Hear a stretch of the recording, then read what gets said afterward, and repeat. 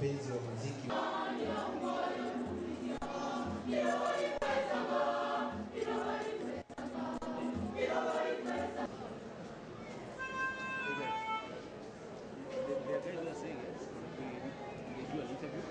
Niliwaambia kelele mnafanya ndio inafanya watu waende juu.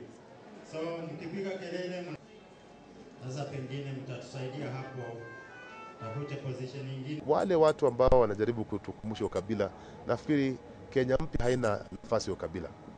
Ukabila ulimalizwa na katiba mpya. Kenya hii yetu yote ni yetu sisi wote wa Kenya. Wakenya wamekaa kwa imani bila kubaguana, huyu ni rangi gani, huyu ni kabila gani, na hivyo ndio tutafaa kuendelea kukaa. Kwa hivyo wale pengine kidogo wanataka kutukumbusha kwa bidii sana. Mimi sisemi kwamba kabila ni mbaya. Kila mtu ana kabila. Lakini kabila lazima tumia kabila yetu kuunda na kutengeneza jamii moja ambayo inaitwa Kenya.